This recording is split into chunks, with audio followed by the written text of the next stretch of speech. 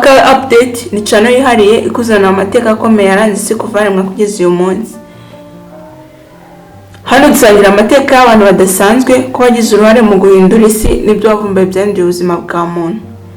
Urasanga amateka y'ibihugu n'imico yabyo, inkuru z'abantu bafite ubwenge n'ubushobozi budasanzwe, biremwa bidasanzwe byabayeho cyangwa bivugwa mu mateka, amabanga n'ibyabaye byahinduye amateka y'isi. Aka update nurakomeza gukungukira ibitekerezo, ugatekereza kandi ugatangazwa n'ukuri. Ukuri kwa mateka. Niba ukunda kwiga, utekereza no kumenya aho isi yavuye n'aho igana, iyi channel ni yawe rwose. Kanda subscribe, ushyire itafari ryawe kuri aka update. Niba unyurwa n'ibyo dukora, shyiraho uruhare rwawe twereke ko turi kumwe. Kanda like, utwereke igitekerezo cyawe cyakugirira akamaro. Andika comment, usangize ubumenyi bwawe, igitekerezo cyawe cyangwa inama yawe. Kuko inama zanyu nizo zituma iyi channel yanyu aka update rushaho kunguka ubumenyi buhambaye. Kanda share, usangize abandi ijwi ryacu rigere kure kuko muri imbaraga za aka update.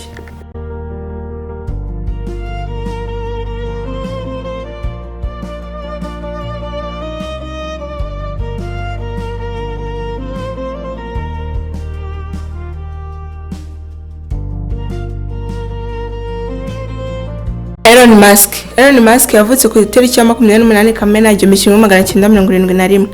Yavukiye mu mujyi wa Pretoria uri mu gihugu cya South Africa.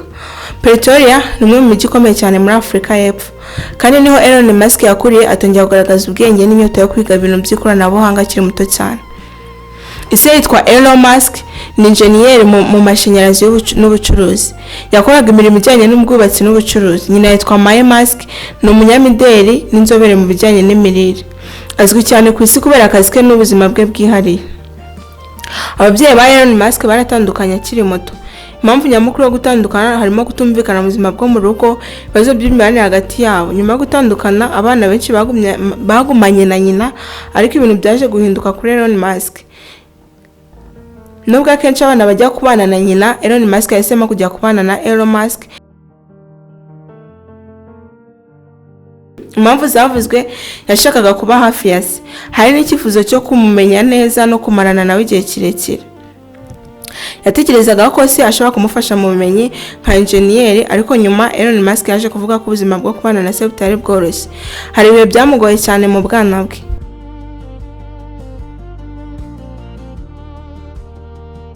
Elon Musk yakuriye Pretoria mu gihugu cya South Africa. Akiri umwana yaracecetse cyane, yakundaga kwitekerezaho cyane. Yamaraga igihe kinini asoma ibitabo. Bavuga ko yashoboraga gusoma amasaha menshi ku munsi. Rimwe na rimwe akarangiza ibitabo byinshi mu cyumweru kimwe.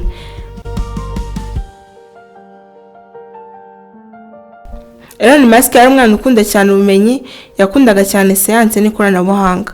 Yasomaga ibitabo by'inyuma, imibare n'inkuru z'udushya, science fiction. Ibi byatumye arota gukora imodoka zidasanzwe, kujya mu isanzure. Ikintu gikomeye yakoze akiri muto. Afite imyaka 12 gusa, yakoze porogaramu ya video game yise Brastar. Yagurishije amafaranga make. Ibi byerekanye ko yaratangiye kuba umuhanga mu ikoranabuhanga akiri muto cyane.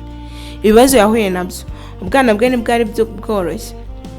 Ku ishuri yagiraga ibibazo byo gusuzugurwa, abandi bana baramusekaga kubera ko yaracecetse kandi akunda kwiga. Hari n'igihe bamukubise bikomeye cyane ku ishuri. Mu rugo rwa se, nyuma yo kujya kubana na Elon Musk, ubuzima ntibwari bworoshye. Elon Musk yavuze ko byari bigoye cyane. Yavuze ko se yari umuntu ukomeye kandi utaramworoherezaga.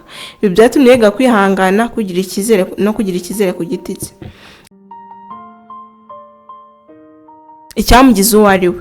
Nubwo yahoraga n'ibibazo byinshi, Elon Musk yakomeje kwiga cyane, ntiyacitse intege, yakomeje gukurikira inzozi ze. Ibi byamufashije kuba umushoramari ukomeye, guhanga udushya twinshi.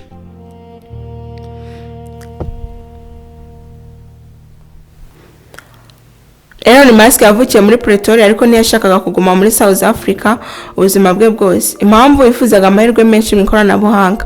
Yashakaga kujya muri Amerika aho yabonaga ko hari iterambere rikomeye.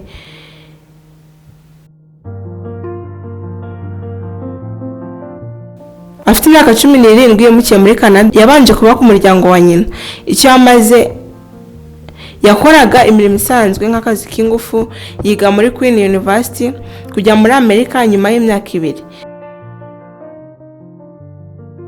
Yamukiye muri United States, yinjiye muri University of Pennsylvania, ahize physique na economy.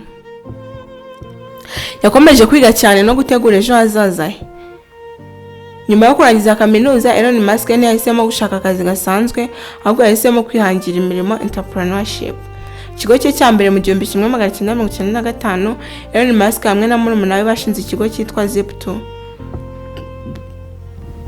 Icyo yakoraga, yafashaga ibinyamakuru gushyira amakuru kuri internet. Icyo gihe internet yari ikiri nshyashya cyane. Ubuzima bwabo bakoraga cyane, hari igihe Elon Musk yararaga ku kazi, yari afite amafaranga make. Nyuma y'imyaka mike, ikigo Zip2 cyagurishijwe amafaranga menshi cyane. Elon Musk abona amafaranga ya mbere akomeye. Ibi byamubereye amahirwe yo gutangira ibindi bigo bikomeye.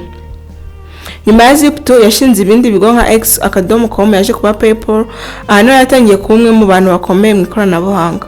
Ikinkuru yitwigisha ko gutangira biba bigoye, ako bishoboka gukora cyane no kwihangana bitanga umusaruro. Kwemera gufata ibyago bishobora kuguhindurira ubuzima.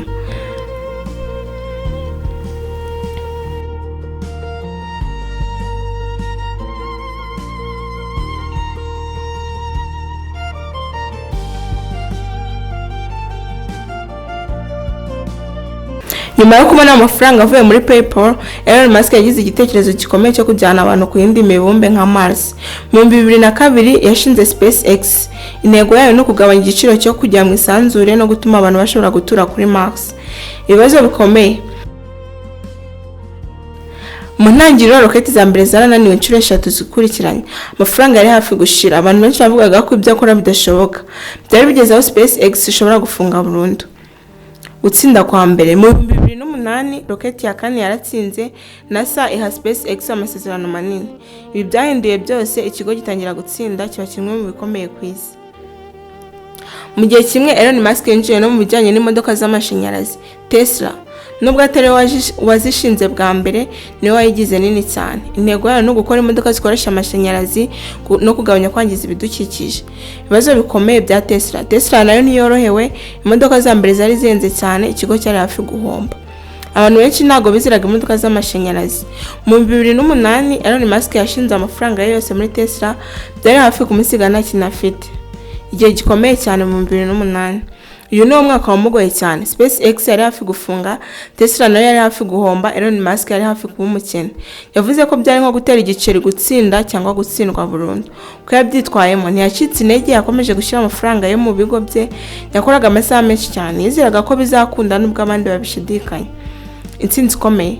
Nyuma y'igihe, SpaceX yabaye ikigo cya mbere cyigenga cyo kohereza roketi neza mu isanzure, ikorana na NASA. Itegura abantu kujyana kuri Mars. Tesla yabaye ikigo gikomeye ku isi mu modoka z'amashanyarazi. Imodoka za Tesla zikundwa ku isi hose. Uko isi yamubonye, Elon Musk yabaye umwe mu bantu bakize cyane ku isi, umuyobozi w'impinduramatwara mu ikoranabuhanga n'icyitegererezo ku bashaka kwihanganira imirimo. Inkuru ye itwicisha ko gutsindwa atari iherezo, kwihangana n'icyizere bifite imbaraga zikomeye, kandi ko ibyago bikomeye bishobora kuvamo intsinzi ikomeye. Ubuzima bwe muri iki gihe. Uyu munsi, Elon Musk ni umwe mu bantu bakize cyane ku isi, bafite ingaruka zikomeye mu ikoranabuhanga, akora imishinga myinshi icyarimwe kandi akomeza guhanga udushya. Ibigo ayoboye ubu harimo SpaceX ikomeje gukora roketi zigezweho, ifasha NASA kujyana abantu mu isanzure kandi ifite gahunda yo kujyana abantu kuri Mars. Tesla ikomeje gukora imodoka z'amashanyarazi, iri ku isonga mu kurengera ibidukikije, ikora n'amabatiri n'ingufu z'izuba. Neuralink ikora ubuhanga bwo guhuza ubwonko n'ikoranabuhanga. Intego no gufasha abantu bafite ibibazo by'ubwonko. The Boring Company ikora imihanda yo munsi y'isi. Intego no kugabanya umuvuduko w'imodoka. Kugura Twitter. Mu 2022, Elon Musk yakoze ikintu cyatunguranye. Yaguze urubuga rwa Twitter rwaje guhindura izina rwa X. Impamvu yashakaga guhindura uko abantu bavuga kuri internet no guteza imbere ubwisanzure bwo gutangaza ibitekerezo. Ibi byateje impaka nyinshi ku isi, abamushyigikiye n'abamunenga. Umutungo we, Elon Musk akunze kuba mu bantu ba mbere bakize ku isi. Umutungo we barirwa muri miliyari nyinshi z'amadolari, ariko amafaranga menshi ari mu migabane y'ibigo bye Tesla, SpaceX n'ibindi. Ibibazo akomeje guhura nabyo. Nubwo atsinda cyane, hari n'ibibazo. Harimo kunengwa cyane ku mbuga nkoranyambaga, ibibazo micurungira X n'igitutu kinini ku kuyobora ibigo byinshi cyane.